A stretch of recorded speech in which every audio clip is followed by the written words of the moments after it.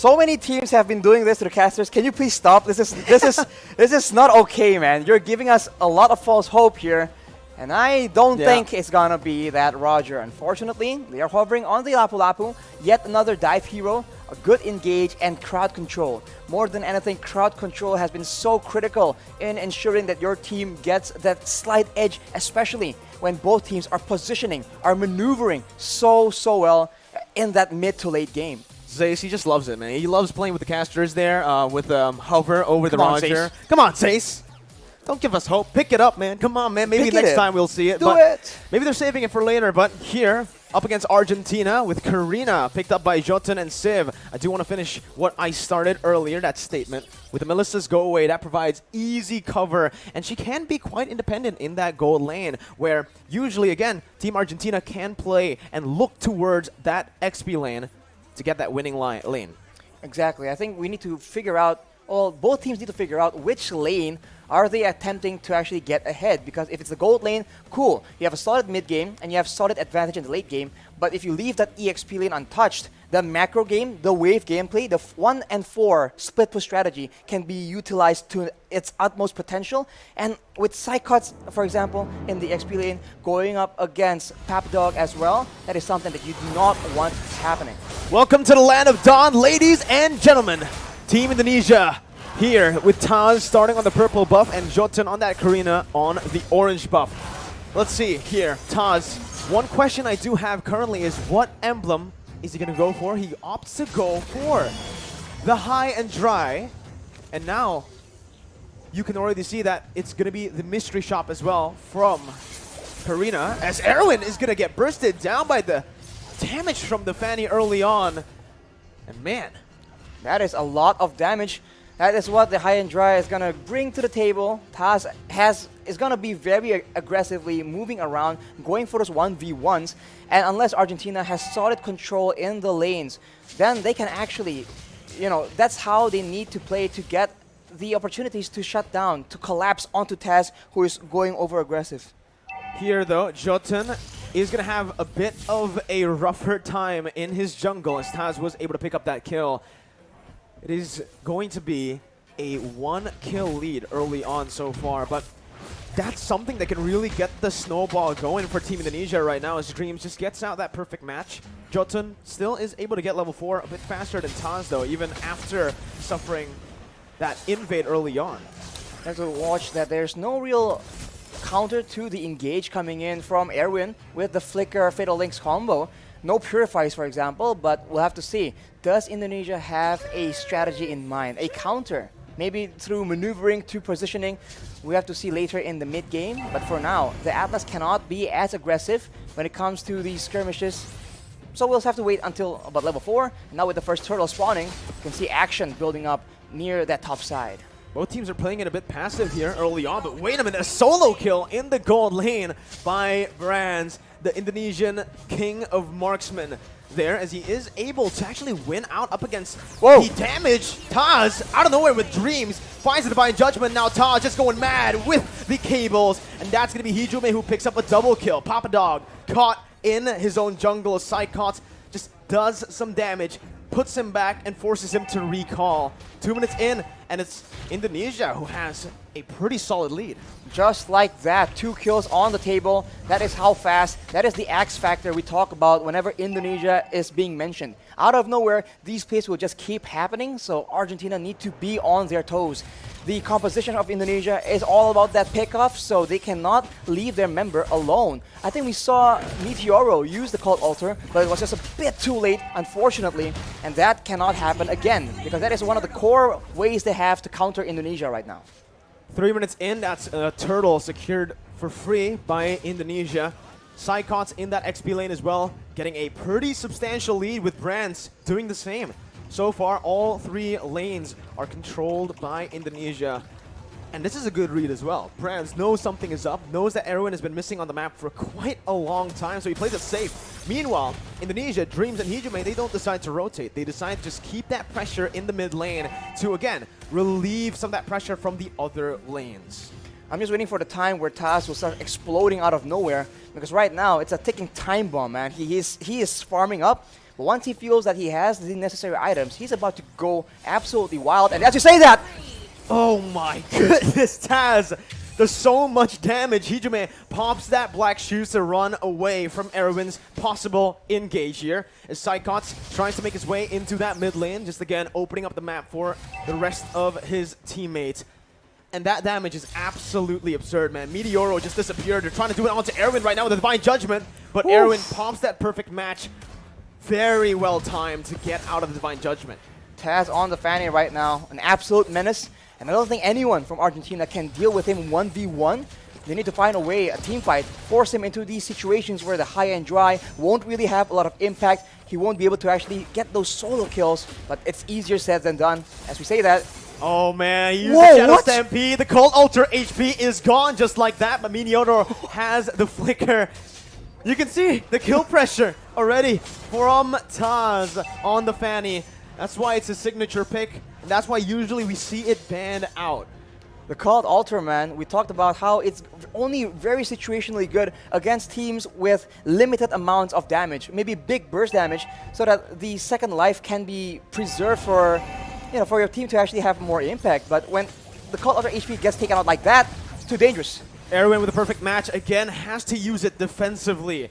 A very different Atlas gameplay for Erwin here today, as Meteoro is going to be chunked low, goes in for Shadow Stampede, Dreams gets targeted down, but it's only the Roamer. A shutdown as Jotun puts Argentina on the board, but it's Tazz who picks up a trade up top. Tazz now going on to Papa Dog with a cutthroat as well. The flicker ready to save Papa Dog, but it's still a solid trade, 1-for-1 right now. It's unfortunate Hijime was the one who actually fell in the engagement. He is the one with 3 kills right there, so it's not ideal. I think he chased a bit too much, but of course we see again the damage potential coming in from Indonesia. A lot of poke damage, and if you get too low, Tazz does not waste any time at all securing that kill, taking you out of the Land of Dawn. Now it just goes to the discipline game, right? They already have a pretty good lead, 3,000 gold. That's going to be building again. Tazz looking for that play, jumps in just to bait out that Cult Altar, and now it's gone. Meteoro has nowhere to go. Bro. A brilliant decision by Tazz as well. He didn't get turret aggro, so he just played around the minions, forced Meteoro to pop that Cult Altar. It's pretty impressive. Very impressive. And it's just too fast. If you wait for the right moment, you might get taken out before using it, but the Fatal Lynx is being used, Mirko. Only to Dreams right now, who is the Roamer, who can soak in a whole lot of damage, and now it comes down to Tazz, who's able to rotate down below. Jotun finds a pick, Brands gets taken down. That's going to be a 2v1 situation. A 2-for-1 trade as well, but it is going to be equalized in that mid lane. Psychots, ooh, flickers forward, gets the double kill, and makes it a 3-for-2. That axe accuracy coming in from Psychots. A 3-for-2, not ideal, but I guess at this point, Argentina need to get themselves on the board right here. If they play a bit too safe, they're just waiting for the members of Indonesia to set up for the next play. And as we can see, it can come just like that. Divine Judgments, bravest fighters, and of course, Tazz just slice and dicing all the way through in the back line. The damage, look at that. He went for 2 items early on. It's going to be the Heptaseas and also the Melthic Roar. So he knows that Argentina are going to start to pile up on that physical defense. Going for just physical penetration as early as 7 minutes in the game will basically mean he'll deal true damage. Not to mention, he is up against essentially 3 heroes that can go tank, so it's a very smart adjustment decision in the item builds. And now with that lead, Indonesia is just pressuring away the members of Argentina from this turtle. They're still able to secure the purple buff, but right now, full control for Indonesia, unless Argentina does something unexpected. Erwin, with that flicker, we've seen him make the plays happen, but can he replicate the same success? 2 ultimates burnt out by Tazz. What? Go away. Cult Altar, 2 very crucial ultimates when it comes down to the team fights. And just like that, the engage potential that Argentina had, the pick potential with Erwin, it disappears because of the counter engage that Indonesia can constantly threaten with. Dreams jumps in, finds the Divine Judgment onto Meteoro, knowing he does not have that Cult Altar, and Brands picks him up like it's nothing. Dreams now opening up the map, going to be targeted down. Dreams going to be taken down by Argentina. A 1-for-1, but it is the mid laner taken down for the Roamer. Look at the mid lane though, the wave management coming in from the Indonesians. We've talked about this since the drafting phase, and Argentina is absolutely feeling it. Even when they get a kill, it doesn't look like they're getting any control, and look at the aggression. Papadog dove under the tier 1. Tazz styling, and Hijume picks up the kill. Papadog 0-1 currently. Again, he tried his best early on. He went even in lane against Psychots, but because Tazz has had such a good time around the map, just getting kills and getting the snowball rolling, he can start to melt these tanks down. Psychots up top waiting in the bush, jumps in with the Bravest Fighter, forces the go away before the fight even starts. Erwin is forced to use the perfect match now as Psychots gets caught, but he baits enough of the resources out. One frontliner for another. Erwin for Psychots as Indonesia looks for the re-engage. And Tazz is a monster. Jumps in like it's nothing, jumps out like it's nothing. How is he able to maneuver like in curves on a Fanny? We see linear movement with the cables, but this man, he is drifting right now. It does feel like he's drifting, you know, he's playing those cables in a way where it looks like he is actually going around the walls. But this is his signature thing. This is the reason we usually never see it get left open. And this man was a mid laner, so now in the jungle position, this man is just flexing all this mechanical skills, the killer instinct as well. And when he is that accurate with the cables, how can you like play as a backliner for Argentina, but Papadog is the one being targeted? Melted down instantly here by Psychots and Brands.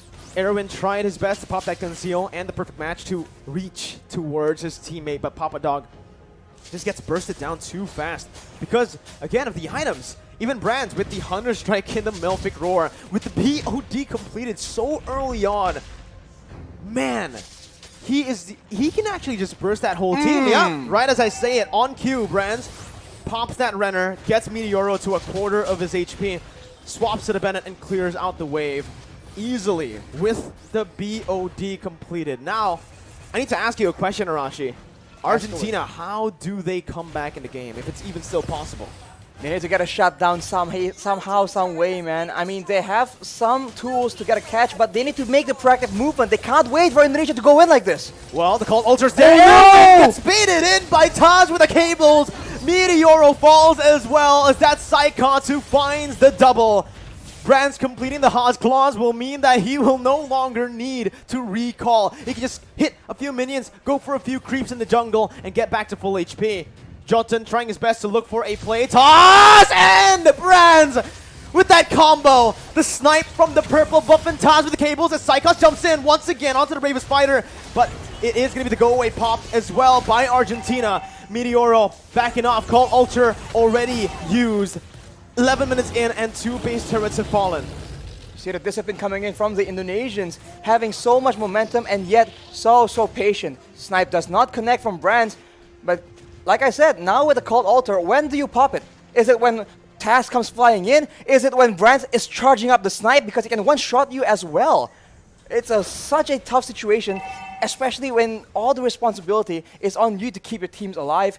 Meteoro with a Cold Altar, and we can see that Erwin, he is definitely feeling the pressure. He needs to make a play, but if he tries too hard, if he forces it, this is what will happen. Indonesia can absolutely take over.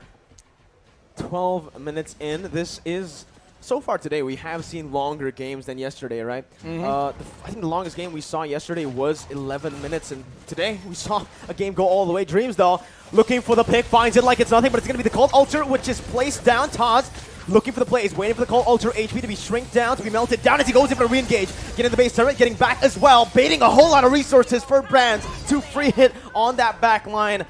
2 members falling for Argentina. Meteoro and Civ, the 2 damage dealers, are still up, but the Snipes connects onto Civ, and that will mean Civ will have to recall. Tazz finally rejoining his team, jumps in on the Jotun, goes in for the cut though, finds Meteoro, and he's looking for a double kill, looking for a triple kill onto Civ now. He does get it in the end, the triple kill for Tazz up against Argentina in a dominant game 1. Dominant for sure. This is why the Fanny has been so prioritized. It is